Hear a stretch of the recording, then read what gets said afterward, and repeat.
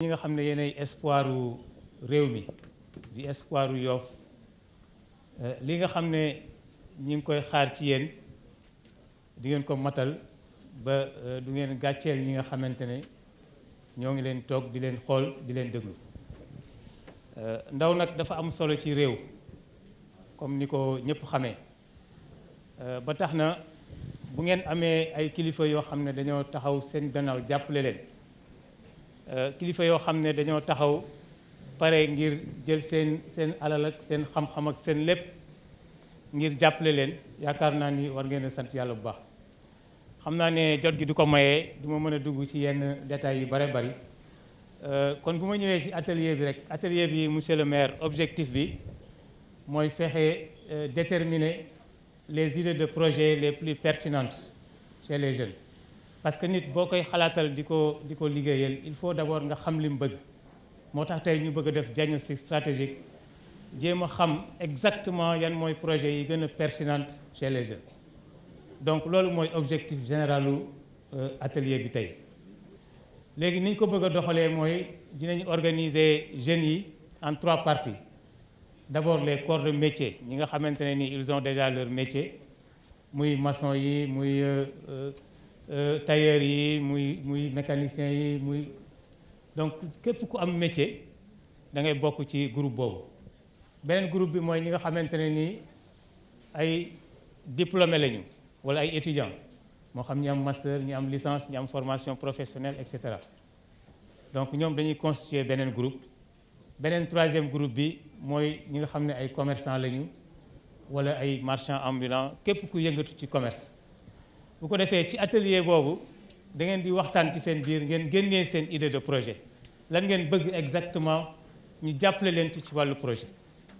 bu ngeen paree mu am benn rapporteur ngeen désigner rapporteur bu nga xam ne dina ñëw def rapport boobu expliquer idée de projet yooyu. bu ko defee ñun ñu sukkandiku ci am nañ ay yeneen analyse yoo xam ne daañu ko def yoo xam ne dina xaw a technique tuuti bu ñu jógee ci analyse yooyu nag ñu xool projet yi nga xam ne moo gën a pertinent ñu xool ci biir programme bi naka la ñuy defee étude de faisabilité projet yooyu. bu ñu ko defee ba noppi nag dina am yeneen formation yu ñuy def yoo xamante ne ce sera dans le cadre de la création d'entreprise du suivi évaluation surtout suivi évaluation. parce que bari na ay projets yi nga xamante ne nii loolu moo tax demul projet boo ko jëmbatee boo ko xalaatee d'abord ba jëmbat ko da nga ko war a suivre dafa war a am lu ñuy wax évaluation à mi-parcours dafa am lu ñuy wax plan de suivi évaluation donc fas nañu yéene taxawal benn plan de suivi évaluation pour le programme et pour l'ensemble des projets di ko suivre. donc duñu leen defal étude bi rek bàyyi leen mais liggéey bi day continuer day am suivi. bu ñu leen financé dina am suivi il y aura des formations en management il y aura des formations dans le domaine des relations interculturelles et cetera parce que yàlla dogal na am naa tuuti lu ma ci xam loo xam ne mën naa ko séddoo ak yéen comme suñu borom dogal na ma am tuuti transversalité nekk sociologue aussi nekk et cetera et cetera donc yooyu yëpp ay opportunité la yoo xamante ne ni fas naa yéene partager ko ak yéen et je le fais avec à cœur ouvert. defuma ko pour ay intérêt financier ak yooyu monsieur le maire il faut que loolu aussi ñu bàyyi ci xel te yaakaar naa présidente bi xam na ci dara donc li ma intéressé mooy le développement de la commune li ma intéressé mooy le développement du pays parce que commune bi dafa am loo xam ne nii daf ma lié ak ñoom ñu bëri na xamuñu ko te loolu ci maam Demba Njare la woon parce que man je suis de la famille Njare donc Njare c'est autre chose donc am na yoo xam ne c'est un peu mystique du ma ci dugg mais ngeen jàpp ni daal kii taxaw fii dafa ñëw fas yéene ànd ak yéen ngir suqali commune Yoff yàlla na yàlla sotti lépp ñu ngi leen di sant di leen gërëm. tey dañu ñëw àndandoo ak suñu ay yaay suñu ay mag ñu taxaw pour jàppale ñu pour mu ñu insérer pour mu ñu gunge ci suñu avenir donc ñun aussi na leen ko yombalal si lu ñu tënk si suñu groupe jàpp nañu que ne ñun présentation d'abord macha allah si suñu groupe am nañ ay informaticiens de gestion am nañ ñoo xam ne ñu ngi finance comptabilité am nañu aussi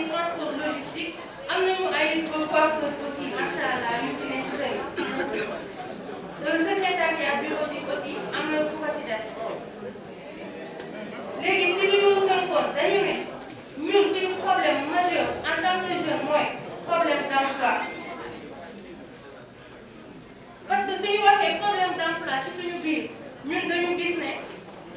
presque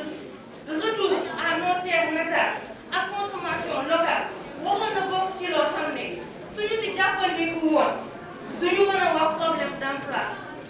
parce que lu si bëri ñu ngi koy defal fii si suñu réew di ko jégaale di ko yóbbu bitim réew ñeneen di ko jël di ko transformé di ñu ko joxaat ñun ñu koy jëndaat encore te loolu suñu jeunes yi mënoon nañ ci liggéey ba tax problème d'emploi duñu ko am problème bi ñu si am aussi mooy que ne gis nañ ne jàng nañu nous sommes diplômés ñu ngi def ay stage de gauche à droite chaque année ñu ngi def ay stage mais mënuñu fexe ba ñu am liggéey wala koo xam ne mën nañu si jàppale macha allah. suñu deuxième point aussi ñuy wax insertion des jeunes dans les différentes structures en fonction de nos diplômes obtenus côté boobu noonu aussi ñu gis nañu ne bras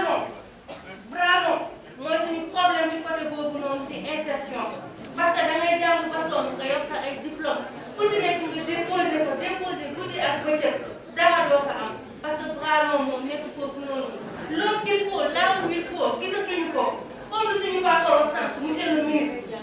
2 emplois maye nañ ko fi nee na ci transparence ak ci leerte lépp nañ ko defee loolu de telle sorte que bul ne sama jaxbaat wala sama doom wala sama lii laa koy jox problème boobu noonu aussi am nañ ko foofu ci côté insertion ba tax ñuy wax ne ay jeunes lañ suñu ay diplôme ñu ngi ak moom buñ ko déposé nga nañu si jàppale ku si nekk fi nga xam ne fa nga war a mën a toog nañ la fa teg te mu doon loo xam ne na la jig mu lew la macha allah. ak suivi dañuy ñaan suivi parce que bu ñu amee problème d'emploi ñu am problème d'insertion ñu ñëw régler ñu ñaar yooyu noonu na am suivi ndaxte dañuy déposer suñu papier yi aussi ba sonn benn suivi du si am lu mel ni tey lii ñu def nii yàgg nañu ko teewee yàgg nañu si ñëw yàgg nañu si taxaw mais du am benn suivi. du am benn suivi perspective bi zéro moo tax tey jii nii ñuy ñaan fii bu ñu fi jógee fii nii comme bi ñu sumb ñu dalawaay leen jàppale ñu si loolu noonu mooy li ñu gënoon a waxtaanee si suñu bopp macha allah. yéen jàmbaar ngeen. buñ paree traitement sax ba lañ def marketing xool suñu jeunes yii ñu xool naka lañ leen mën a insérer wutal leen ay emploi ñu def marketing de faire en sorte que produit yi nga xam ne yeneen dëkk yi dañuy yomb jaayee leen ko sans ak facilité ñi nga xam ne am nañu sànq jox nañu ko benn dossier boo xam ne dañ ne mooy di ñi nga xam ne dañuy jàng école coranique dañuy am problème ñu insérer leen si société bi ndax ku ñu nee école coranique rek dañuy jël benn la léegi école française bi lañ jël jàpp nañ man fu muy liggéey dañuy jël école jeunes yoo xamante dañuy jàng alxuraan jàng xam-xam indi leen di leen jàng audiovisuel multimédia ak monteur rek et cetera bañ pare si loolu informaticien war nañoo former suñuy jeunes ndax waruñu toog rek secteur primaire bi gis nañu Sénégal c'est animé dañoo war a def en cercle informatique beeg bureautique beeg ñëpp ñu insérer leen xam naa ni maa ngi ci ba dara incha allah. asalaamaaleykum ñu ngi nuyu mbooloo bi man la Mamy Fatel Sow ñëw pour représenter groupe 13 Ouest Foire ak Yoff bon bi ma waxtaanee ak ñoom def seen rapport mooy que ni que dañoo dajale ñoo xamante ni ñii dañu jàng ñii ñu ngi liggéey ñii liggéey ñu jàng am seen ay diplôme amuñu liggéey mujj retrouver wu certains ci commerce bi d'autres ñu ngi def poulailler d'autres ñu ngi ci maraîchage bi d'autres ñu ngi def transformation de fruits et légumes donc si loolu seen ay difficultés yi nga xamante ni moom la ñuy rencontrer mooy wàllum financement wàllum ñii dañuy dem jëli njaayu ñeneen di ko jaayaat donc loolu amuñu ci bénéfice ñii dañuy dem di def ambulant amuñu visibilité ci seen ay produits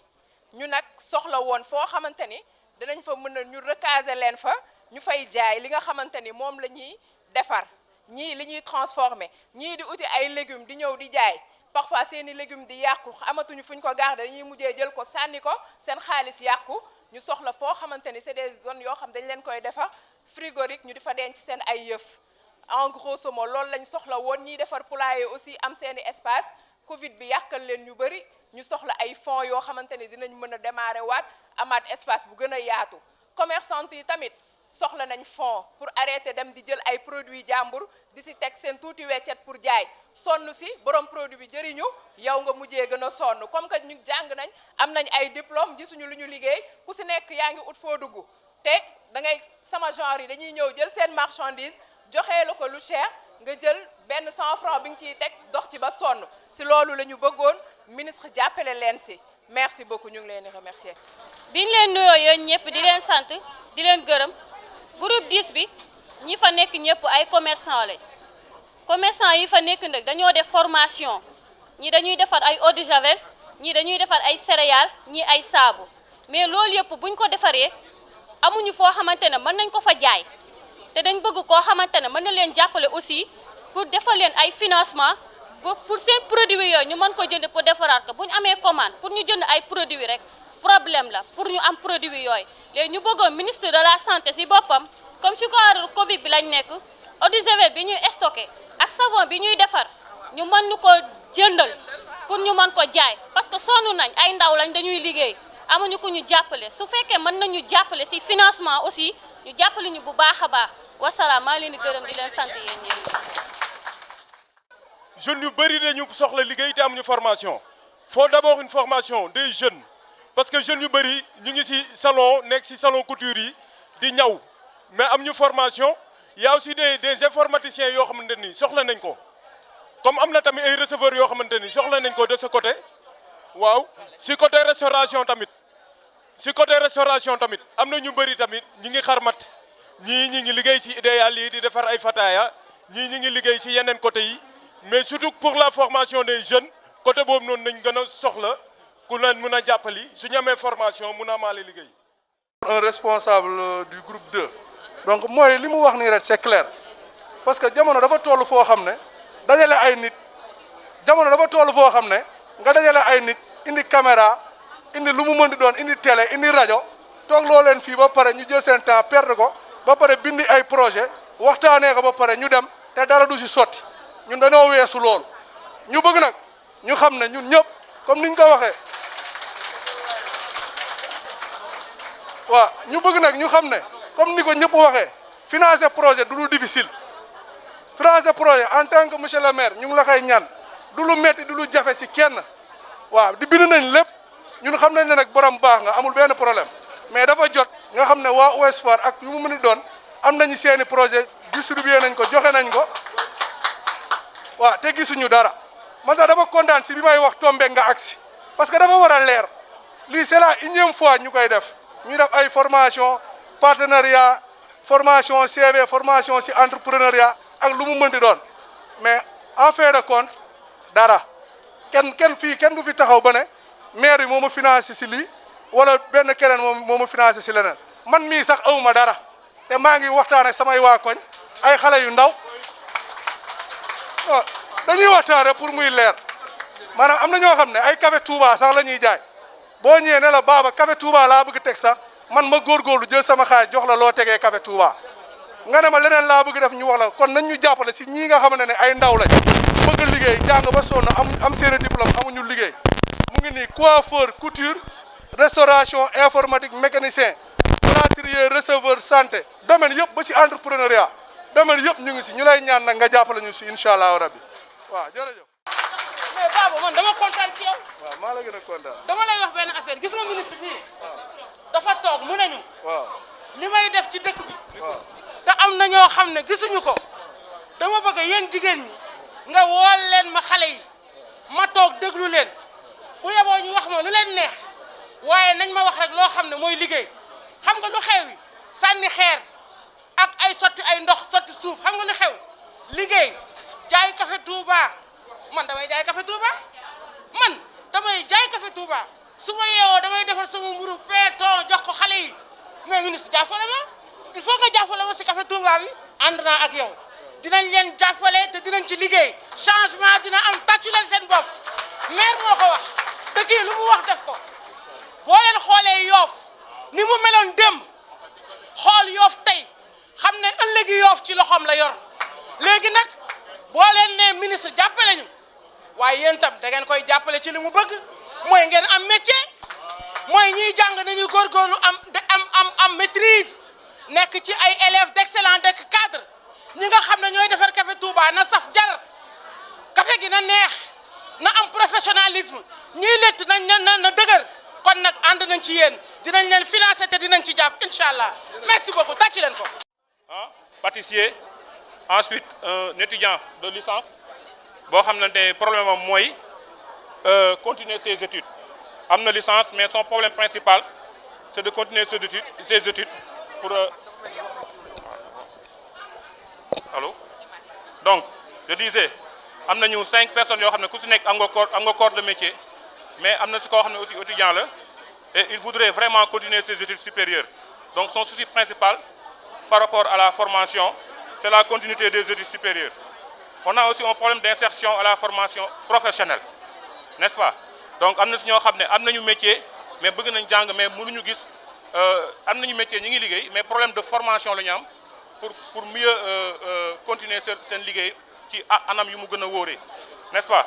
On a aussi parlé du projet de l'emploi. On a discuté ensemble par rapport au problème de trouver du travail après la formation. On a constaté que parmi ñun ñu ci bëri bi ñuy jàngee ba pare on a eu des problèmes pour trouver un emploi. Maintenant am na si ñoo xam ne ñaar ñoo xamante ne ñi ngi liggéey mais un problème de suivi la ñu am après emploi. Ils ont de l'emploi mais ils ont un problème de suivi. Merci. Maintenant troisième point c'est le problème de financement. On a détecté 2 personnes sur le groupe ñoo xamante ne c'est un problème de financement, difficulté de trouver un financement, c'est-à-dire orientation pour trouver le financement, accès. Ils ont des accès difficiles pour trouver du financement. Ensuite, il y a un problème de démarche. Parmi notre groupe, certains ne savent pas comment démarcher, quelle démarche faut-il suivre pour trouver un financement. Dans le groupe 6, ñetti sous-groupe moo fa nekk groupe bu élèves yi groupe bu étudiants yi ak groupe bu professionnels yi. Dans le groupe des élèves ñoom lenn mooy seen problème professionnel voilà. Dans le groupe des élèves leur problème ils ont un problème de renforcement parce que il y a certains leurs parents n'ont pas les moyens pour ñu fayal leen ay répétiteurs à la maison ñoom dañuy ñaan pour ñu jàppale leen parce que nee nañu lu ñuy jàng école ba yëpp doyul soxla nañu ay cours de renforcement bu dee mën nañ leen wutal ay enseignants yoo xam ne dinañu regrouper wu dans un même endroit ñoom ñëpp ñu daje fa ñoom ñuy def ay cours de renforcement. beneen bi aussi seen beneen problème mooy pour ñuy def série scientifique nee nañu amuñu ay bloc ñoom dañuy jàng théorie mais duñ mën a def pratique au lycée de Yoff ñoom jooy nañu loolu bu dee mën nañ leen amal ay bloc scientifique et technique comme ça ñuy mën a def seen expérience yi. Et dans le même groupe aussi am na ñuy def la série L ñoom ñu ne amatuñu bibliothèque léegi élèves yi déggatuñu français parce que ils ne lisent plus donc dañu soxla ay bibliothèque ci seen école yi comme ça ñuy mën a lire comme ça au moins ñu mën a améliorer seen français bi. Et dans le même groupe aussi am na ay groupe étudiants ñi nga xam ne ñoom dañu def formation ba pare mais ils sont à la recherche d'emploi ñu ne ñu ngi ñaan ñu jàppale leen comme ça ñoom ñu am ay emploi am na ci une aide soignante am na ci koo xam ne restauration la def am na ci koo xam ne menuisier métallique la def donc ils ont besoin de financement pour ñu mën a mener leur activité. Et dans le même groupe aussi am na groupe professionnel am na école ba fa nekk l'école a été impactée par le Covid école bi dafa soxla financement pour mu mën a aussi mën a dem parce que c'est pas facile en ce moment. Non defuma turu école bi mais mu ngi ci kii bi mu ngi ci feuille de présence bi c'est mon école voilà donc en grosso modo c'est ça le groupe 6 luy mooy suñu mbébét merci beaucoup. na aussi tamit koo xam ne mu ngi fi te doo mool dëkk nga kër mool xam nan mool yi liñ soxla si géej gi quoi waaw dañ si soxla ay ndimbal soxla si ay jàppale yoo xamante ne jeune mool yëpp dinañ si gis seen bopp parce que ñu ngi gis ñuy jàppale ñu bare ñu ngi jàppale nag mool yi mais dafa am benn côté bu muy kalee ñun bokk gisuñu suñu bopp moo tax ñu ñëw bokk si groupe bi pour mën a taxaw wax suñu soxla ñu jàppale ñu daal ndax yàgg nañ si géej gi da ngay gis ku def géej 20 ans wala 30 ans du am matériel boppam si gaali jàmbur ngay nekk di toolaan waaw ñun li ñu soxla dañuy ñun bokk man bokk aw ma matériel sans matériel bopp kii tamit mool la waaw matériel de pêche lañ soxla pour ñu jàppale ñu si géej gi aussi tamit waaw ndax ñu ngi siy def 20 ans amuñu suñu matériel bopp si gaali jàmbur ngay dugg loo am sa papa nga koy bokkal sa yaay wala say mag yow doo mën a denc dara pour am matériel waaw dañ soxla nañ jàppale ñu si gaal machine ay baas waaw lépp daal ndax dañ desee mën wax daal waaw maa ngi jégalu bu baax. femme développement ñun ñoo ñëwoon ànd ak waa Terme Nord numéro 16 di wax ni di ñaxtu ay femmes lañ ñu bëgg liggéey ñii dañuy def commerce ñii di def restaurant ñii nga xamante ne dañu am seeni diplôme ba pare te nekkuñu ci dara ñuy ñëw nag di ko ñaxtu di ñaan rek pour ñu jàppale ñu ci di wax ne dañuy ñaan ne nit boo koy may danga koy jàngal ni ñuy nappe ñun financement lañ soxla financement DER ndax ku ñu yëkkati 100 000 francs di la ko jox ne la pour nga liggéey mooy demal nga jënd singom nga dem tëdd nelaw ndax jamono ji mitti na mitti waay ba nga xamante ni buñ la joxee benn somme bi nga yor njaboot nga war see mën a liggéey day doy waar soxla nañ benn somme bi nag pour liggéey ñii wax nañ ne dañu bëgg restaurant ñii poulailler ñii wax ne dañu bëgg def sax mbay di wax ne suñu koom-koom bi nga xamante ni dañ koy jël di ko yóbbu bitim réew ñu ñuy utiliser ñun ñu koy utiliser suñu bopp ñun moo ñu ko gënal monsieur le ministre ñu ngi la koy ñaan yax sa président di la wax ne dalal jàmm toogal ak jàmm ak salaam lii daal la ñu bëggoon ñu ngi leen di jéggalu yéen ñëpp. remercier bu baax di la ñaanal yàlla bu baax a baax jërë nga jëf. aussi suñu premier adjoint au maire bi nga xamante ne aussi bi ñu sumbee liggéey bi ba léegi vraiment mi ngi ci jógu ci benn yoon di ñu jàppale ba lépp mën a sotti tey du nuyu suñu délégué de quartier yi ak sama tonton wutu fa ñoom ñëpp ñu ngi leen di nuyu bu baax ci seen teewaay ndax seen teewaay am na solo lool aussi di nuyu monsieur le consultant Cheikh Ndiaye moom nag dañ koy defal benn mention spéciale parce que bi ñu àndeek moom di liggéey ba léegi guddi ak bëccëg rek xam nga jigéen ñi dañu bari ay soxla chaque 5 minutes ñu woo ko téléphone même jusqu'à 22h hier maa ngi communiqué ak moom au téléphone te terewul tey moo fi jiitu donc vraiment lii day wane aussi que c'est quelqu'un de très engagé dans ce qu'il fait merci cher monsieur le ministre ñun tey dañu am mbégte ñaari yoon mbégte bu njëkk bi mooy que ni dañ la seet si nga jël ñu wóolu ñu jiital ñu en tant que femme conseillère municipale jël liggéey santuñu ko ñu xar ci nag suñu tànk tubéy ba tey ñu ñëw fii ñëw jàkkaarloog suñuy doom yi ñu ñëw toog parce que soo nee tey yéen les femmes conseillères municipales dama bëgg ngeen tëggal ma projet pour les jeunes mais loolu danga ñu sagal te ñu ciy kontaan aussi parce que jigéen amul lu dul njabootam te xale yii toog fii tey suñuy doom lañu kon seen avenir mooy suñu avenir ñun seen réussite mooy suñu réussite seen réussite aussi c'est l'avenir de Yoff pour suba kon vraiment dañu kontaan trop bi nga amee confiance boobu teg ko suñu loxo te ñu lay biral ni lii nga ñu dénk day teg ko ci ay loxo yu sell ay loxo yu wóor ay loxo yu bëgg sa réussite bëgg réussite Yoff kon loolu moom dinañ ci def suñu kéemtalaay kàntan ba nga xamante ne bu ñu jógee ci atelier bi dafa mel ni dañuy doog a sumb liggéey bi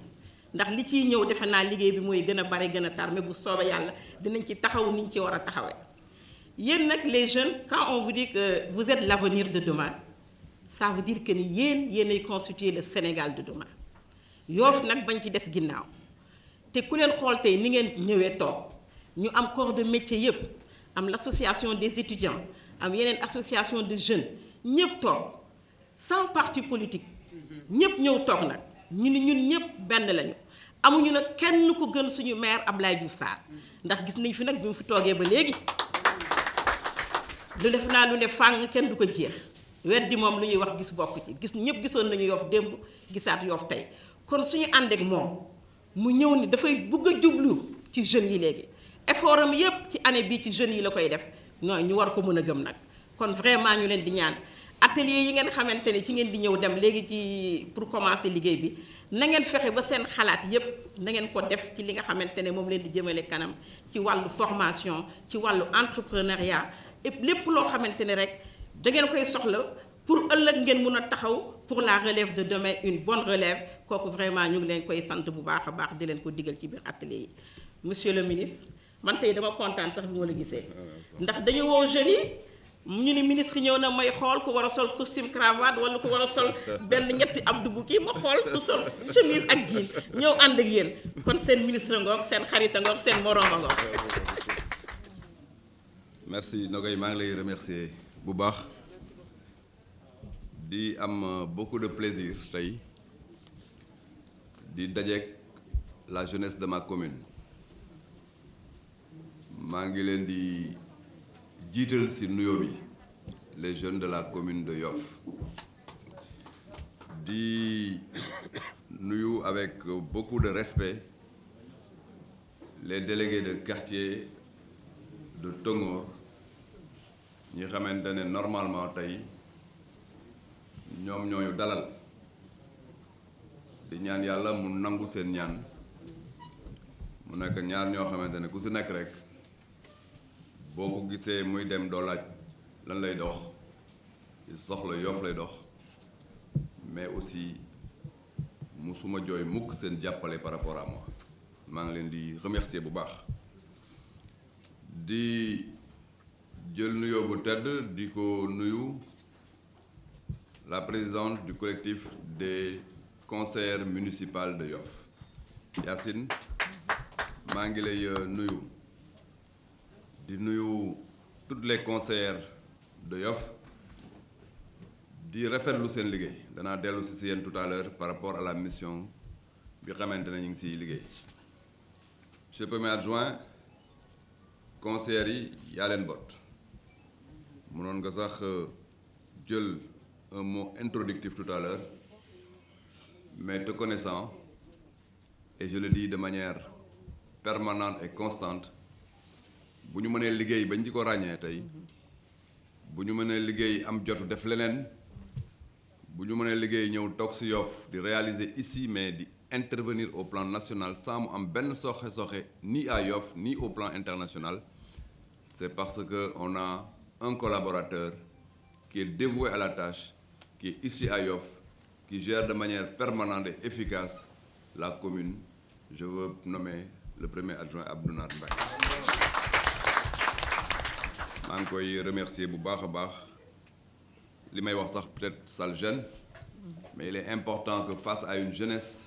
bi xamante ne ñoo toog tey ñu dugg dans le détail des choses.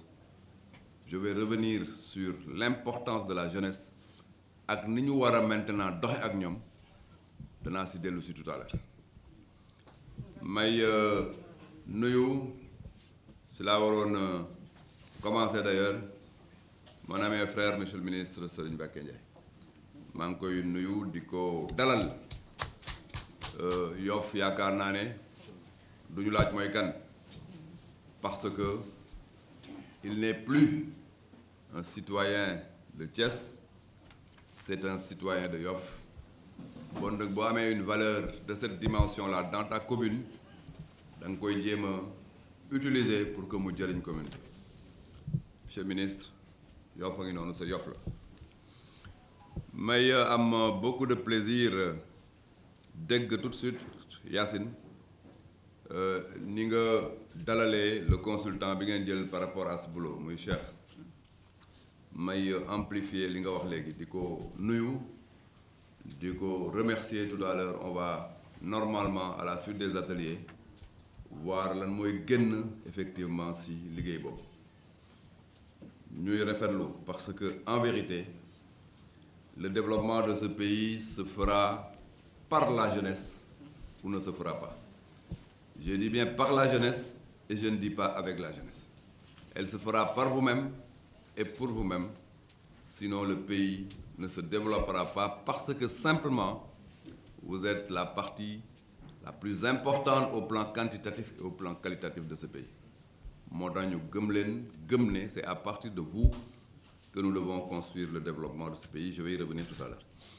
may rafetlu la présence de Génération Image et surtout avec le directeur. Nous avons un projet extrêmement important de mettre en place un centre de formation et d'insertion. Je crois que c'est cela que je vais en réalité vous confier pour le formatage, pas de manière ponctuelle, mais un dispositif permanent de formation et d'insertion des jeunes de la commune de Yoff. Je crois qu'on va y travailler pour voir comment mettre tout cela en route. May nuyu ñëpp ku lim juum Mbacké maa ngi lay dalal di nuyu véritablement toute la jeunesse de Yoff à travers Ami Amel Top. Ami Amel Top maa ngi koy nuyu parce que c'est une fierté pour moi. C'est une fierté pour moi et à travers elle, la jeunesse de Yoff est une fierté pour moi. Ami Amel Top est un exemple d'assumation d'un engagement politique affiché. Ami Amel Top, c'est véritablement l'assumation d'un courage politique. Parce que nag politique da ngay am fayda gëm sa bopp loolu laa gis sa moom ba ma koy dugal ci politique maa ngi ko fekk 2009 mu nekk ci magasin yaayam nekk ci gannaaw marchandise yi ma naan yaayam mais kii kat dugal ko politique mais actuellement elle a gravi les échelons dugg na effectivement en politique ba tey c'est la présidente nationale de la COJER féminine de mon parti. loolu nag dafa am solo nous ne sommes pas là dans les frontières politiques parce que tey bëgguma woon sax tudd parti wala ma wax politique mais il était important que me mettre en valeur benn expérience boo xam ne dafa ma intéressé parce que quand je vois un jeune se développer s'assumer avancer il est important de le présenter comme une expérience réussie. Politique c'est vrai dañu ko ñaawal dañu koy tuumal politique dañu ko yóbbu foo xamante ne waru foon yegg mais sans être de la gauche rouge foncée je suis convaincu moi que Trotsky avait raison en disant que les problèmes politiques sont les problèmes de tout le monde et les problèmes de tout le monde sont des problèmes politiques. Par conséquent, on ne peut pas diaboliser la politique. Les choses se règlent par la politique ou ne se régleront pas. Si vous ne faites pas la politique, d'autres vont le faire et des médiocres pour aller diriger effectivement le Sénégal. Et la jeunesse de maintenant ne peut pas accepter ça. Bon, donc, nous n'aborderons pas les choses aujourd'hui au plan politique politicienne, mais nous aborderons les choses au plan politique de développement. Parce que le développement de ce pays va se faire avec vous et par vous et pour vous. Pourquoi je dis ça? Parce que vous représentez 70% de la population du pays. Donc, le pays est un pays de jeunesse et de jeunes. C'est pourquoi le chef de l'État, son Excellence le président Macky Sall, l'a compris et ne l'a pas compris aujourd'hui. Il faut aussi qu'on se dise la vérité. Ce n'est pas effectivement un sursaut de sa part pour comprendre soudain que la jeunesse est au centre du développement du pays. Ce n'est pas le cas si on veut nous le faire croire. Ce qui est constant et vrai, c'est que dès 2008, quand on rédigeait notre programme de conquête du pouvoir, qui s'appelle le Yoonu Yokkute, il a placé les femmes et les jeunes au centre de son projet politique. C'était ça l'objectif du Yoonu Yokkute. Il y avait 3 objectifs fondamentalement, ou 3 cibles, les femmes, les jeunes, le monde rural. Voilà comment nous avons effectivement construit notre projet de conquête politique qui est devenu avec le PSE un projet de gouvernance d'un État. Donc ce n'est pas aujourd'hui que nous avons compris notre mission. Donc, il s'est passé quelque chose dans le pays et il faut le rappeler. Il faut oser regarder la jeunesse pour se lever comme un seul homme pour dire ce qui s'est passé dans le pays ne doit plus se passer. Qu'est-ce qui s'est passé dans le pays? Un résumé très sommaire parce que nous ne sommes pas là pour cela aujourd'hui. Résumé sommaire lan moo xewoon Sénégal li xew Sénégal kenn du wax fu mu jógee fa mu jógee leer na parce que fa mu jógee kaka def la ko fa yóbbu wax dëgg yàlla moo fa yóbbu boppam si ay tànkam bu simmeeku di am moo simmeeku pour ainsi dire li am après nag mais c'est le concours de beaucoup de circonstances. On a pris nos enfants de 13 ans, de 14 ans, génn leen ci classe yi def leen des cheikhs à canot jiital leen. C'est inadmissible. Le Sénégal ne doit pas fonctionner comme ça. On a dévalisé volontairement par des gangs des magasins en sachant que magasin bu xaw a ubbeeku rek population yi dañuy yor dugg ñu yaakaar ne c'est des problèmes alors qu'en réalité on a créé ce qu'on appelle des appâts psychologiques. On ouvre le magasin, on dit venez, tout le monde vient et on fait croire à des émeutes, etc., etc., etc. On peut l'analyser. Mais ce qui est plus pernicieux et plus grave, c'est le terrorisme intellectuel qu'on a placé au niveau des réseaux sociaux. Là aussi, je ne vais pas y revenir. Et puisque le plus important, c'est pas cela, le plus important, c'est d'en tirer les conséquences. La conséquence majeure que le chef de l'État a tirée de ça, c'est de dire, on veut manipuler ma jeunesse, je vais retourner chez les jeunes pour leur dire, voilà effectivement ce que je veux faire, voilà ce que je vais faire après tout ce que j'ai fait depuis 2009. C'est pourquoi beaucoup de milliards ont été dégagés pour trois choses fondamentalement. Pour financer vos emplois, pour vous former, pour financer vos emplois, mais pour vous employer directement. Parce qu'il y a trois cibles fondamentalement. Quelqu'un qui veut faire son projet et qui a déjà le background, la formation nécessaire. Le dossier est monté, on va vous aider dans l'accompagnement de la formulation de vos projets. Quelqu'un qui veut faire un projet qui n'en a pas la formation, il faut d'abord le former et ensuite l'aider à avoir son projet. Mais quelqu'un qui n'est pas intéressé par des projets, mais qui veut un emploi pour la fin du mois, avoir son salaire. Et celui-là aussi, on le prend en charge pour lui trouver un emploi. Voilà les trois tiroirs qu'il faut absolument utiliser pour essayer de satisfaire la jeunesse de mon pays, pour satisfaire particulièrement pour ce qui concerne Yoff, la jeunesse de Yoff. Donc tey ndaje bi loolu lay jëriñ pour que ñu wax ak yéen, pour que ñu encadrer leen, pour que ñu gunge leen, pour que ñu jàppale leen ku nekk mën a am loo xamante ne di nga ko teg sa loxo pour ainsi dire utiliser de manière classique le jargon de notre domaine pour que ku si nekk jéem si gis boppam loolu la ñuy jéem. Nous nag au niveau de Yoff notre commune yéen a ma ko dénk. Il est important d'ailleurs que ndaje yu mel ni ñu koy bëreel pour que yéen ñi ma ko dénk ngeen mën ma wax monsieur le maire yaa ngi si yoon bi wala monsieur le maire jàdd nga yoon bi wala monsieur le maire teguwaatal si yoon bi. Je crois que c'est extrêmement important que ñuy daje yu mel ni jéem naa nag ba fi ma toll. C'est à vous d'évaluer in fine parce que il y a une auto-évaluation que je fais avec mes services mais l'évaluation qui m'intéresse le plus dana ñëw peut-être un jour mooy évaluation à mi-parcours bi ngeen tëjoog man ne monsieur le maire lii la mais l'évaluation in fine bi ëpp solo c'est l'évaluation par les urnes le moment des élections ngeen ne monsieur le maire continuel wala monsieur le maire arrêtel fi mais loolu peut-être que yegguñu fa. J'ai essayé de faire le stade de Yoff au mois d'août normalement on va me livrer le 3e plus grand stade du département de Dakar après Demba Diop et Léopold Sédar Senghor.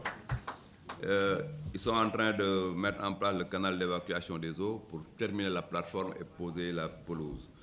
Autre élément aussi, j'ai essayé de développer des plateaux de basket dans ma commune et bientôt effectivement nous allons faire en sorte qu'il y ait un plateau de handball pour développer effectivement le sport. Tout cela c'est dans le domaine du sport.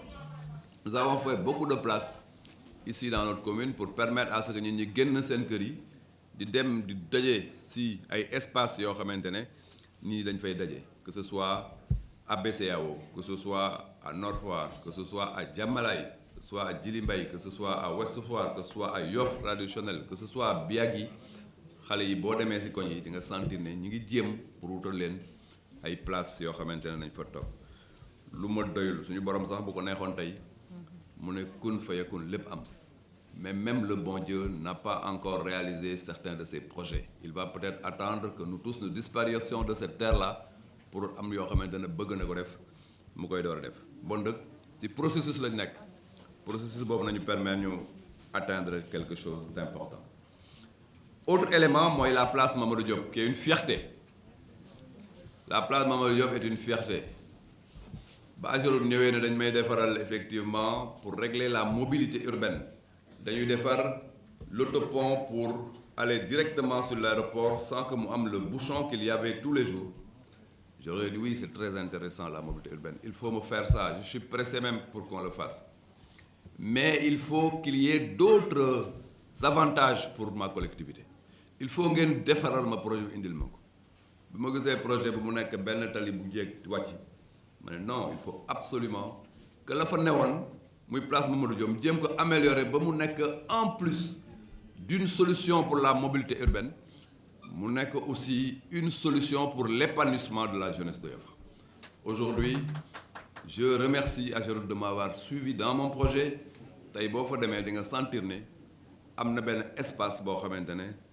espace d'épanouissement la. J'avoue et je crois qu'il faut l'avouer humblement que c'est une place qui me fait peur. La place Mamadou Diop me fait peur pour une raison fondamentale. Dans ce pays, on sait inaugurer, mais on ne sait pas entretenir. Dans quelques mois, si jamais les Sénégalais qui passent sur le pont se rendent compte que ça s'est détérioré et que ça ressemble à n'importe quoi, celui qui sera ciblé, indexé, accusé, ça va être le maire de Yoff. C'est pourquoi ça me fait peur. Danaa def lu ma mën rek pour def ko vraiment loo xamante ne ëllëg danañ ma si naw ma bëgg jeunesse bi ngeen jàppale ma si képp ku dem ba fa def dara boo paree boo mënee taxaw jël quelques minutes for ay kayit dugal si poubelle ou bien balayer ou bien quelque chose comme ça c'est un acte citoyen boo xamante ne képp ku fay def sport maa ngi la koy ñaan nga may ñu au moins 5 minutes de ton temps pour nettoyer fa nga ne woon loolu dana ma permettre ëllëg ma sigi par rapport à l'entretien. Cependant, j'ai pris des agents yoo xamante ne dans leen fay ñu defal ma tout ce qui est jardinage defal ma tout ce qui est nettoiement defal ma tout ce qui est entretien et cetera et cetera et cetera loolu danaa leen ko wax. Cela me fait peur mais je vous fais confiance. Cela me fait peur mais je sais que nous relèverons ensemble le défi. Important, tout ce qui est culture urbaine, tout ce qui est hip-hop, tout ce qui est musique, tout ce qui est loisir. Je vais, avant le mois de janvier, faire ici à Yoff pour ñi xamante ne ñoo nekk dans le hip-hop et tout ce qui est culture urbaine. Je vais faire un studio boo xamante ne na leen permettre ñu def la réalisation de tous les lépp lu ñuy produire en termes de comment dirais de sport, en termes de clip, etc., etc. Vraiment benn studio de réalisation ñoom laa amal rendez-vous d'ailleurs tout à l'heure pour leur donner l'information, mais pour que ñu bokk dès le début dans le projet, peut-être sax ñoom ñooy doon le conseil d'administration de cette infrastructure qui sera une infrastructure de qualité boo xamante ne ñoom ñoo ko moom dañ leen koy defaral. Bon nag maa ngi leen di remercier bu baax di kontaan di am satisfaction mon ami Mbacké, le docteur Mbacké Dia, directeur médical de la médecine aéronautique de l'aviation civile nationale, vient de m'envoyer effectivement une petite note en me disant qu'il est prêt à recruter deux jeunes de la commune de Yoff. Donc je verse ça à l'attention du collectif. Ngeen apprécier ko, mais il faut le faire de la manière la plus transparente possible. Voilà le ñaan. Il faut le faire de la manière la plus transparente possible. La transparence suppose que ñu informer wu ñëpp ñi mu intéressé wax les termes de référence wax quel profil et cetera ñi mu intéressé déposer et que ñu def ko de la manière la plus transparente. Il faut ma dem jox ko sama cousin wala ma dem jox ko sama nijaay wala ma et cetera ça dafa war a dañ ci dëkk bi parce que bu demul ci dëkk bi bu dañul ci dëkk bi bu dañul ci ñun li ñuy liggéey ces jeunes là on va les convoquer aujourd'hui ils vont venir en masse mais demain bu ñu leen convoquer wax 10 lañ fiy gis parce qu'ils sentiront que dans notre approche il n'y a pas de transparence, il n'y a pas de rigueur, il n'y a pas de vérité te lu vérité newul du dem ci kanam. Donc loolu il était important que moo ko maa ngi terminer di leen remercier. J'ai été long mais il était important que j'avance sur certains sujets pour que vous compreniez vous-même lan moo nekk sama philosophie man. Ma philosophie, c'est une philosophie de compétence. Ma philosophie, c'est une philosophie de vérité. Ma philosophie, c'est une philosophie d'engagement. Ma philosophie, c'est une philosophie de jeunesse. La jeunesse ne se trouve pas dans le nombre d'années, ça se trouve dans la tête, dans la conscience, dans ce que l'on développe comme état d'esprit. C'est pourquoi je suis avec vous. Vous pouvez me croiser où vous voulez. Je suis tout à fait à l'aise pour véritablement venir échanger avec vous. Dans quelques semaines d'ailleurs, si vous voulez me rencontrer, trouvez-moi au terrain de sport de Place Mamadou Diop parce que je viendrai là-bas avec vous pour faire du sport, pour que la relation avec la jeunesse de ma commune soit une relation directe, sans intermédiaire. Voilà, Madame la Présidente, li ma bëggoon wax may terminer di wax espoir bi ma am ci résultat yi xamante ne mooy génn ci liggéey bi ngeen def. J'ai énormément d'espoir pour vous. J'ai énormément effectivement d'attente par rapport à cela parce que des résultats qui vont sortir d'ici vont dépendre des missions que je vais vous donner pour ngeen dem au niveau de la DER, pour ngeen dem au niveau des différentes structures demal ma fa développer le plaidoyer yor dossier wu waa Yoff jéem ko toppatoo ba mu am un résultat positif. Donc loolu laa leen di wax. Je vais terminer par paraphraser le président Lamine Gueye qui disait que j'aime le Sénégal d'un amour qui m'arrache les larmes. Je veux vous dire j'aime Yoff d'un amour qui m'arrache les larmes. Je vous remercie. dañuy du temps parce que xam naa ne ñi moom salle bi xaw nañu yàkkam tuuti te engagement dafa fort door ca waxtu kon nag dañuy gaaw rek pour que yéen ngeen mën a respecter seen engagement vis-à-vis de l'hôtel. Cheikh maa ngi lay remercier parce que bu ma gisee léegi les groupes ñuy ñëw di restituer vraiment maa ngi tooñ sama xarit monsieur le ministre naan kan vraiment ça reflète les cahiers de doléances et c'est important. Ça veut dire que méthodologie bi ngay utiliser c'est une méthodologie participative te jeunesse su léegi bu leen xam seen autonomie seen indépendance seen liberté d'expression et de conviction nii rek nga mën a liggéey ak ñoom. maa ngi lay féliciter. Moi-même je suis pédagogue. J'ai fait vraiment toute ma jeunesse entre guillemets dans les classes en interaction pédagogique avec des étudiants. Bon xam naa bu baax li ngeen def tey maa ngi lay siy féliciter. Je vais un petit peu paraphraser le chef d'État. Je vous ai compris, je vous ai entendu. Di demander au collectif qui a initié le projet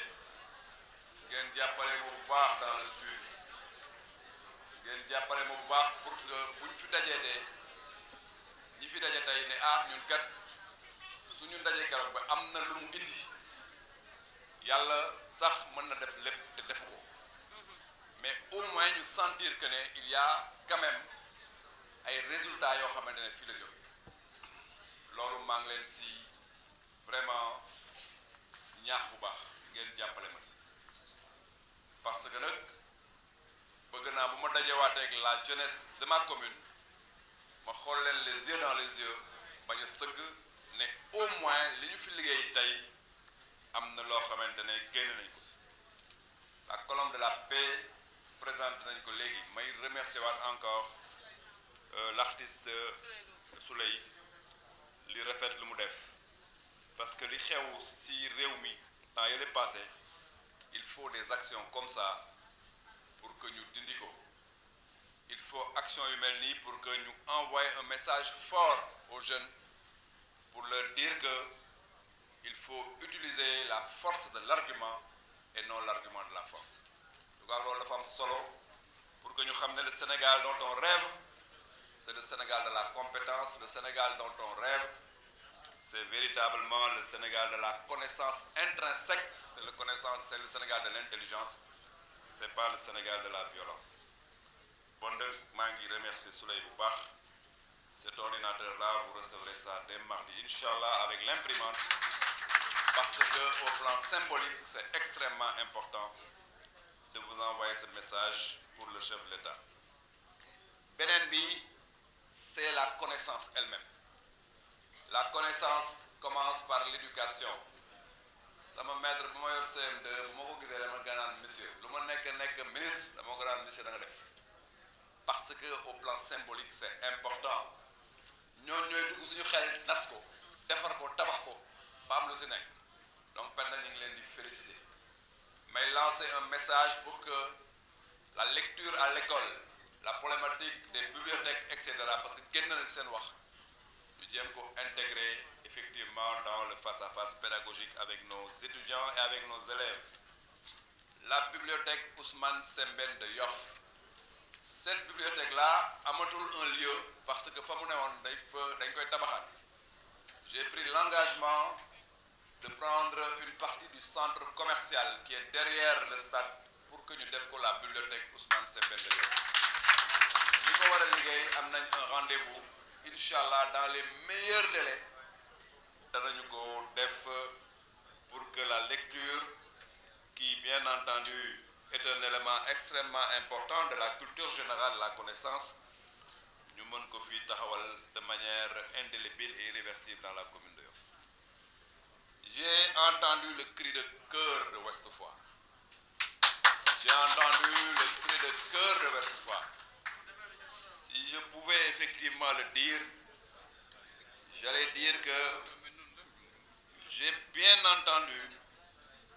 et ça je crois que c'est pas un mot léger, j'ai entendu la douleur de Ouest Foire. Parce qu'il s'agit de cela. Ouest Foire mérite plus que ce qu'il y a aujourd'hui à Ouest Foire. Ouest Foire mérite un traitement particulier, spécial, et Ouest Foire peut compter sur moi pour ça. Malheureusement, et je crois que c'est le lieu de le dire, gars yi dañoo jaay Ouest Foire ba mu jeex bàyyiwuñu fa sax lu ñu mën a liggéeyee terrain lu ñu mën a liggéeyee poste de santé lu ñu mën a liggéeyee et cetera. On m'a dit que au niveau de Sonatel 3 am na fu ñu mën a def dara danaa fa yónnee sama équipe pour ñu xool bu mënee nekk danaa ko def sans délai immédiatement loolu c'est important de le dire mais danañu xool aussi au niveau de Ouest Foire lépp lu ñu fa war a def ñu def ko. Le projet de pavage est demandé à ce que nous arrêtions Dem Ouest Foire pour commencer dans les plus brefs délais. Bon, donc je vous ai entendu, j'ai dit que les plots dans la commune, dans délégué. Mais pour ce qui concerne Ouest Foire, je vais prendre de mon temps pour le suivre personnellement. Parce que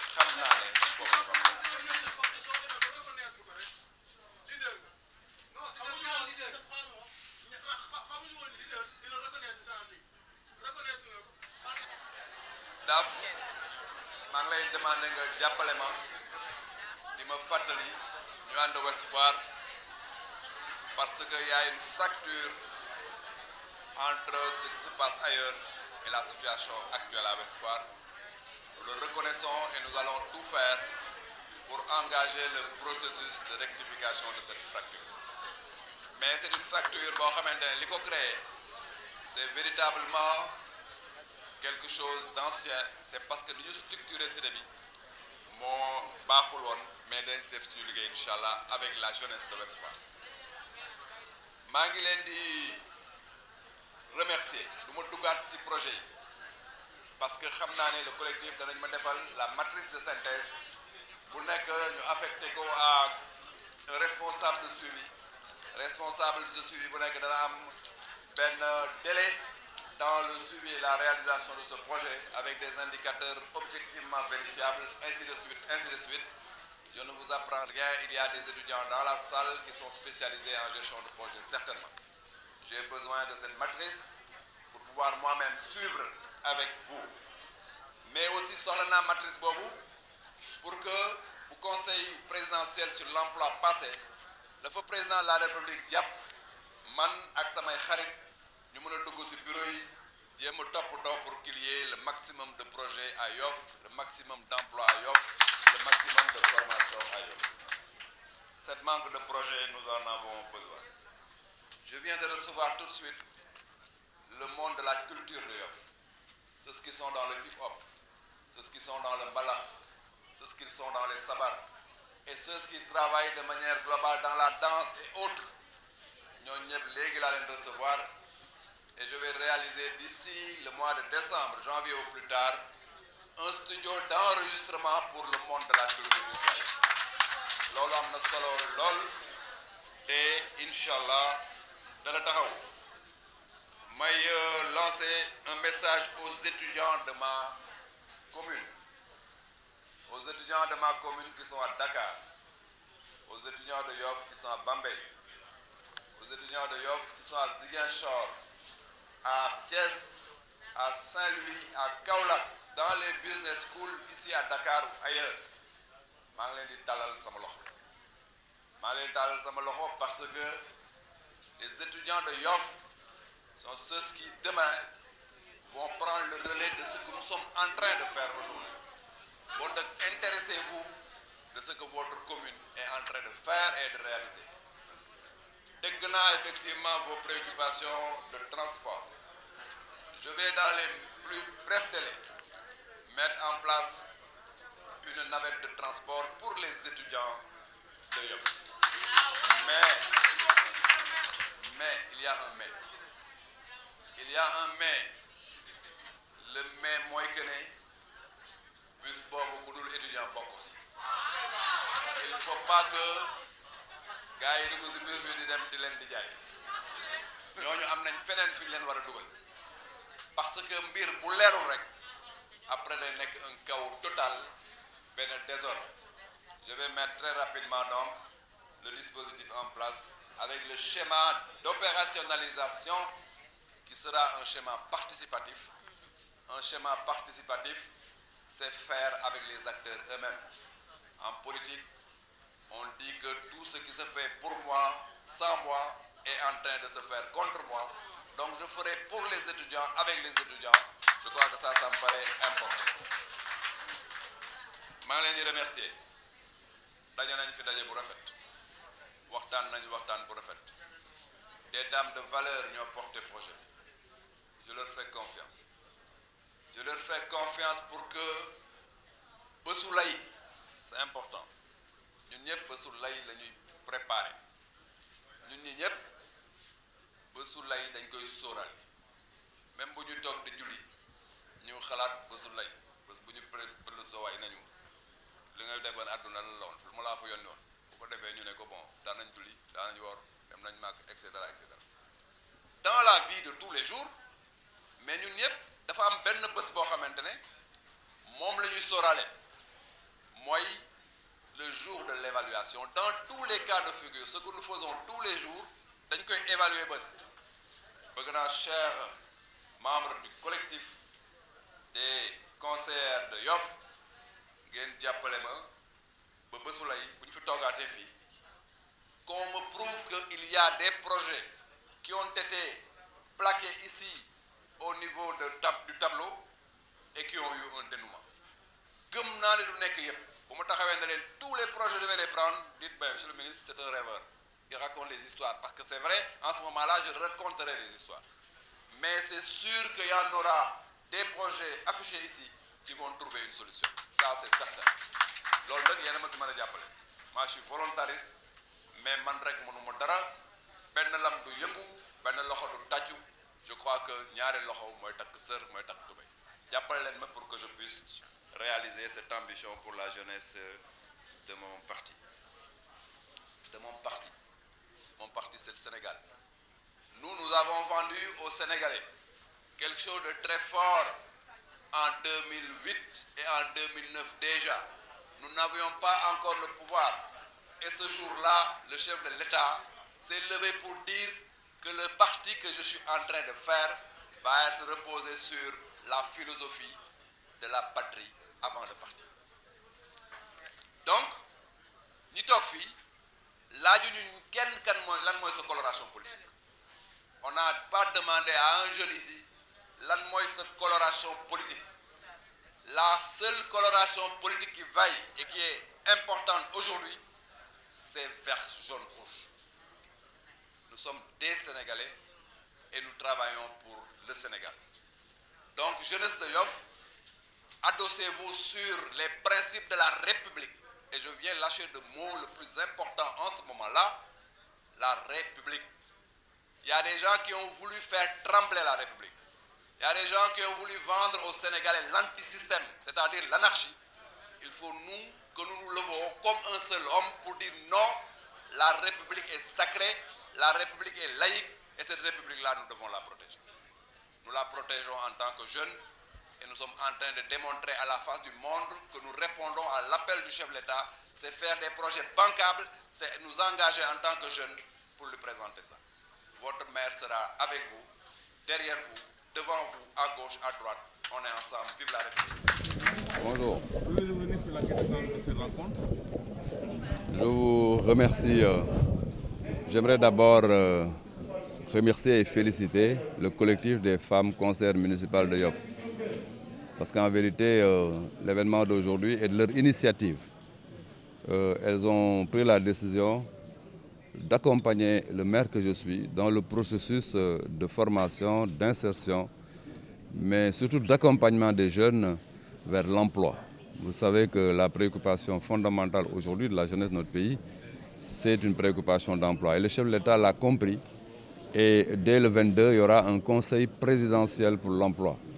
Et en direction de ce conseil, les femmes conseillères municipales se sont dit, au niveau de Yoff, nous allons nous organiser pour accompagner la jeunesse. Et on a organisé un séminaire qui sera un séminaire de formation, d'appréciation, d'évaluation du potentiel d'emploi de ces jeunes qui sont dans la salle. Donc aujourd'hui, nous sommes ici à Yoff autour de la problématique de l'emploi, mais il faut le noter et le répéter, c'est de l'initiative des femmes conseillères municipales qui aujourd'hui sont derrière leur maire pour faire en sorte que la jeunesse de Yoff soit une jeunesse bien prise en charge par rapport à la préoccupation de l'emploi. Tout à l'heure, vous avez décliné les grands projets de votre commune. Pouvez-vous revenir dans ça? Oui, je crois que Yoff est une très grande commune.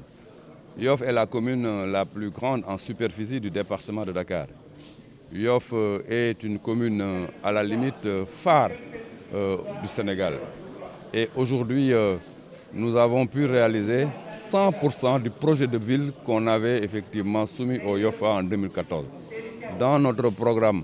de conquête de la commune, tous les projets qu'on y avait identifiés sont aujourd'hui réalisés. Nous avons un Yoff qui va bientôt inaugurer son stade. Nous avons un Yoff qui a réglé la question de l'eau de Nord-Foire. Nous avons un Yoff où on a effectivement un dispositif de loisirs et d'épanouissement dans tous les quartiers. On a un Yoff qui a amélioré considérablement sa voirie. On a un Yoff qui a modernisé son espace de prière communale. On a un Yoff qui a réglé la question de l'assainissement et de la propreté sur son littoral. On a un Yoff qui a plusieurs plateaux de basket. Bientôt, nous allons effectivement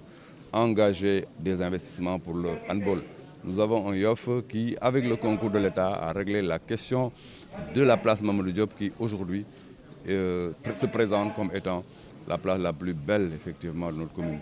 Mais on a un Yoff aussi qui a beaucoup fait du point de vue de l'emploi. Plus de 500 jeunes sont aujourd'hui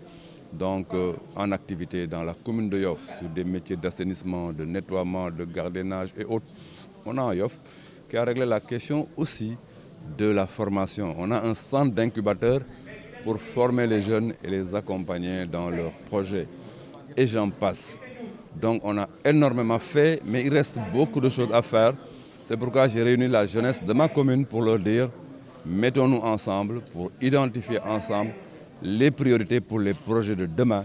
qui véritablement me permettront de bâtir le nouveau programme de la prochaine mandature que je vais demander au Yoffois en 2021. Je vous remercie. Tout à l'heure, on a entendu parler de la propriété du Bon. Quel est l'appel que vous lancez à l'endroit des populations? Oui, je disais que je remercie bien sûr l'État du Sénégal parce que l'État a intégré dans la réalisation de cette infrastructure de dernière génération les préoccupations de la commune. Parce que après les échanges,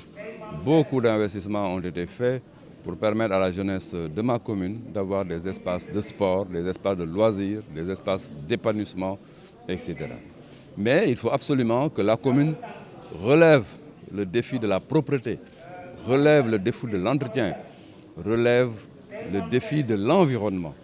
C'est pourquoi je donne rendez-vous aux Sénégalais pour les mois, voire les années qui viennent, pour leur dire que cette place Mamadou Diop sera toujours très bien entretenue. Cette place Mamadou Diop sera toujours une place de référence. Mais l'appel que je lance aux jeunes, l'appel que je lance à tous les pratiquants du sport et tous ceux qui viendront au niveau de la place Mamadou Diop, pour une raison ou pour une autre, c'est de nous donner au moins 5 minutes de leur temps pour faire un peu d'assainissement et de nettoiement. Qui pour nettoyer, qui pour, j'allais dire, donner un coup de balai, qui pour ramasser effectivement donc des papiers, etc. Il est important que cet esprit citoyen, cette dynamique citoyenne soit intégrée pour que cette place-là reste toujours une très belle place. waaw maa ngi leen di remercier bu baax di wax ne ndaje tay bi dama ko rafetlu mais ndaje bi dama ñëw présider ko man en tant que maire de la commune de Yoff mais ñi xamante ne ñoom ñoo ko porté mu nekk seen projet mooy le collectif des femmes conseillères municipales de Yoff loolu nag dafa wane ne ñi ngi ci seen gannaaw maire ñu ngi koy jàppale ma koy rafetlu lu tax ñu daje fi xale yi ñoo tax ñu daje fi parce que réew boo xamante ne xale yi ñoo fi ëpp yaakaar naa ne il faut que ñu taxaw ci seen bord lu tax ñu daje fii pour répondre appel au président de la République du Sénégal son excellence le président Macky Sall parce que moom li mu defal xale yi depuis le début de sa mandature daf ko bëgg a yokk pour taxaw ci wàllu emploi moo tax conseil présidentiel emploi bi ñu jëm Yoff ne nañu dajeek seeni xale pour discuter ak ñoom pour xool yan projet ñoo fi nekk yan demande de financement yoo fi nekk yan besoin de formation ñoo fi nekk mais aussi yan demande d'emploi ñoo fi nekk femmes conseillères municipales yi nag na ñoom ñooy porter loolu organiser lu rafet lii ma ñëw ubbi ko bon maa ngi leen di encourager parce que résultat yi génn fii nekk na résultat yoo xamante ne bu génnee danañu permettre ñun ñu gunge xale yi ba véritablement ku nekk gis ci sa bopp loolu dafa am solo lool maa ngi leen di remercier ba. C'est Madame Yacine Diagne, présidente du collectif des conseillères municipales de la commune d'arrondissement de Yoff.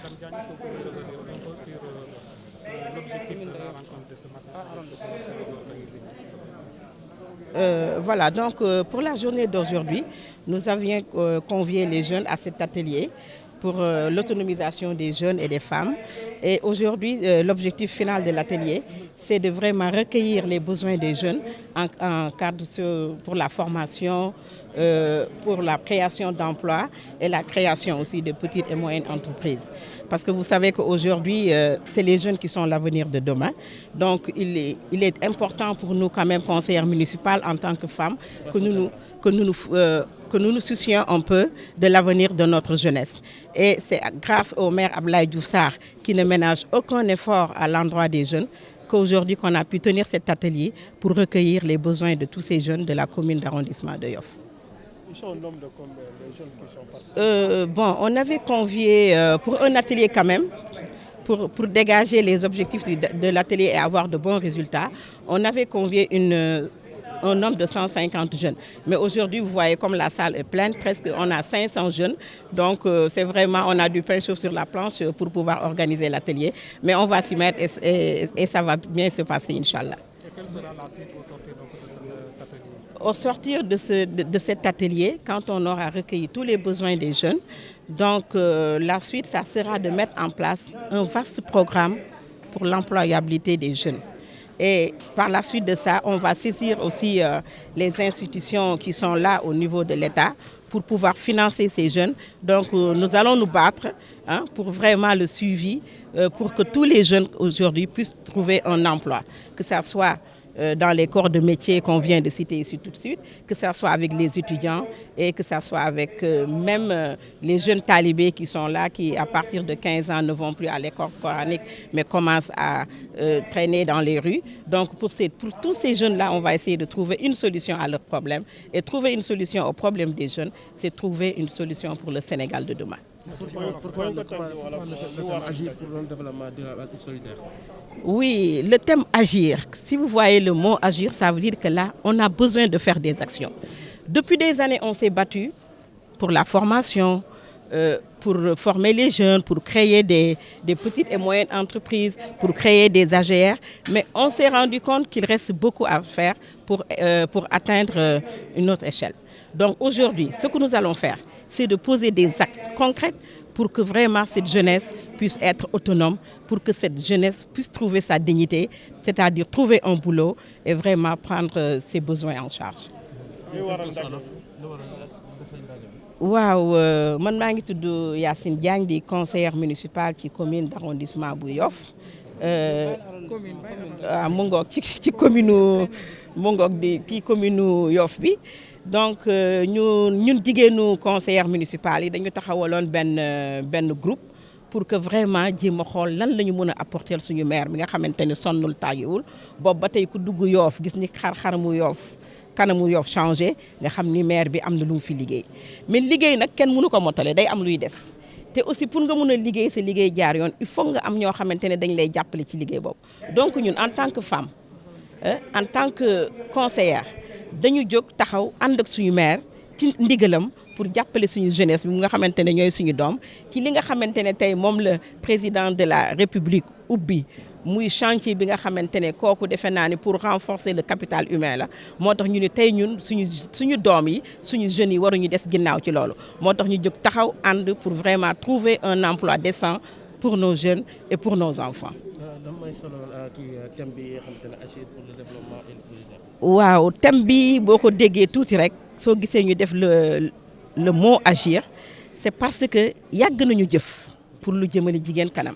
yàgg nañu jëf pour lu jëmale jeunesse bi kanam mais on s'est rendu compte am na lu bari lu des parce que xëy na dañuy jëf bàyyi ki ñu doon jëfal mu demal boppam mais actuellement dañu bëgg a def loo xamante ne poser ay actions yoo xamante ne dinañ ne kii kat jóge woon na niveau 1 dem na niveau 2 pour que mu am avancement par rapport à ce que li nga xamante ne moom la ñuy liggéey boobu ba léegi ci cadre développement pour les femmes et pour les jeunes donc tey dañu bëgg jeune bu nekk nga am sa autonomie nooy amee sa autonomie mooy su laajee formation ñu former la su laajee ne yaa ngi liggéey te sa loxo jotul sa ginnaaw ñu jàppale ci ay financement su laajee aussi parce que am nga ay diplôme mun nañ la créer ay emploi ñu créer emploi pour les jeunes mais loolu nag suñ ko defee ba pare nag foofu la ñuy agir pour ñu bañ a rek def comme ni ñu daan def former la bàyyi la jox la liggéey bàyyi la créer la entreprise bàyyi la mais en ce moment nag tey li ñu tax a jóg mooy que ni dañuy def un suivi ba nga xam ne affaire bi day nekk loo xamante ne day durable loo xamante ni day sax nekk ci xale yi ñu am liggéey boo xam ni dina taxaw dina tax ñu mën a jël seen bopp jël seen famille en charge. man maay Yacine Diagne. waaw actuellement on est à 500 jeunes pour un atelier mais li ñu doon laaj mooy 150 jeunes mais loolu day wane rek que ni jeunes yi dañuy yàkkamti lu mel nii yàkkamti nañu gis. am toog am ku ñu waxal ñu génne li nekk ci ñoom génne seen i projet génne seen i mbëbët pour ñu jàppale leen te xam naa ne comme xam nañu seen ay yaay lañ ko digaaleel moo tax ñoom ñëpp ñu sawar a ñëw te xam ne aussi seen maire c'est un maire jeune un maire vraiment bi nga xamante ne avenir u jeunesse bi rek moo ko ñor ndax c'est l'avenir de demain c'est l'avenir du Sénégal. man maa ngi tudd Yacine Diagne nekk conseillère municipale fii ci commune Yoff jiite kuréel bi nga xamante ne ñun conseillers yi ñun ñëpp ñoo ànd tey nekk benn bokk benn say pour di mun a liggéey lu jëmale suñu dëkk kanam di liggéey pour lu nga xamante ne suñu avenir yu doom yi mun a nekk avenir bu baax bu am solo. salaamaaleykum man maa ngi tudd Mame Diarra Gakou di doomu Yoff Adja Nogoy Mboub di sama yaay waaw di wax ni ñun moom ñun jeunes yi moom ñun lii rek lañ doon xaar ndax ñun moom wax dëgg yàlla ku ñu jàppale rek lañ bëgg te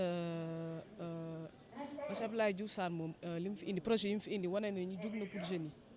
donc loolu moom dañ ciy kontaan ci lu bëree bëri ndax ñun liggéey rek la ñu bëgg toog ci mbedd yi di taxawaalu ñun loolu gënuluñu donc suñu gisee liggéey rek dañ ciy jàpp kon donc loolu ñu ngi ko ciy remercier bu baax a baax jeunes yoo fi ñëw ne ñun ñëpp ñu ngi ci biir wax dëgg yàlla kontaan nañu waaw ñun ñëpp waaw ñu ngi ko ciy sant daal di ko ci gërëm di wax ni lii moom